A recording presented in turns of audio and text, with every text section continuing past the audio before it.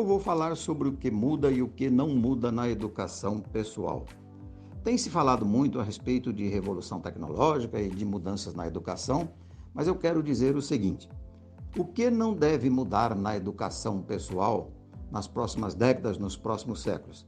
Primeiro, a chamada educação estrutural. O que é a educação estrutural? É a educação de base. É aquela que leva o indivíduo a ser alfabetizado, ter domínio da linguagem, domínio da matemática, pensamento analítico, raciocínio lógico. Isso não muda. Há um outro setor da educação estrutural que também não mudará, que é a chamada educação moral. Moral aqui no sentido de conduta e de costumes.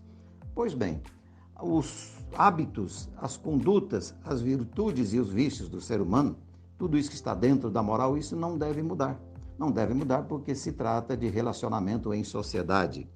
E essas virtudes essenciais da moral humana são clássicas e são permanentes. Isso não deve mudar. Nós costumamos dizer que as revoluções tecnológicas de 2000, 2010 para trás inventaram as revoluções tecnológicas, portanto, inventaram máquinas, equipamentos e robôs que passaram a competir com o ser humano em habilidades físicas. Então, aquelas tarefas, aqueles trabalhos que exigiam força física do ser humano passaram a ser feitos por máquinas, por equipamentos, por robôs. Pois bem, agora nós estamos vivendo a chamada Revolução 4.0, a revolução tecnológica moderna, que deve ir até 2040, digamos assim, e ela inclui o quê? Ela inclui a inteligência artificial, a revolução na biotecnologia, a disrupção tecnológica de maneira geral, e isso acaba fazendo que o ser humano, pela evolução da tecnologia e o progresso da ciência, acabe inventando os chamados robôs cognitivos. Se os robôs mecânicos antigos competiam com o ser humano nas habilidades físicas, os robôs cognitivos vão competir com o ser humano em habilidades intelectivas, cognitivas, intelectuais. E esses robôs passarão a tomar emprego, tomar trabalho do ser humano, que dependam, portanto, de habilidades cognitivas. O fato é que, diante dessa realidade, a educação superior, que é por definição profissionalizante, essa sim pode mudar.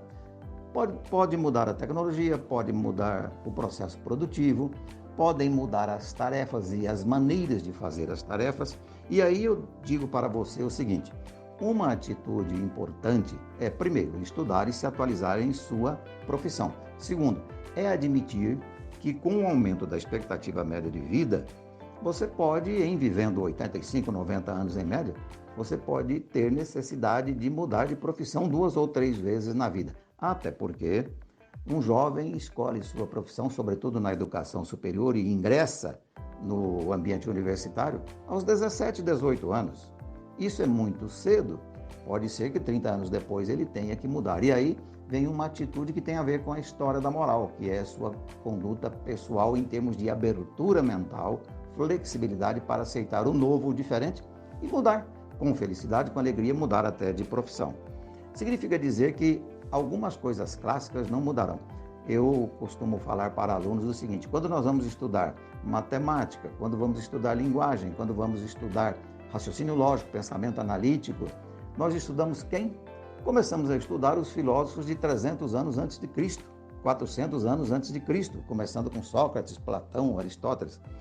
Se esses clássicos todos estão aí e nos ensinaram coisas maravilhosas, filosofia não é, como muita gente pensa, apenas coisas do pensamento, digamos assim, emocional. Não, filosofia tratou de lógica, tratou de matemática, tratou de domínio de linguagem, tratou de tudo isso. Então, essa estrutura clássica, e aqui está e continuará assim. Então, eu acredito que não há nenhum radicalismo à vista em relação.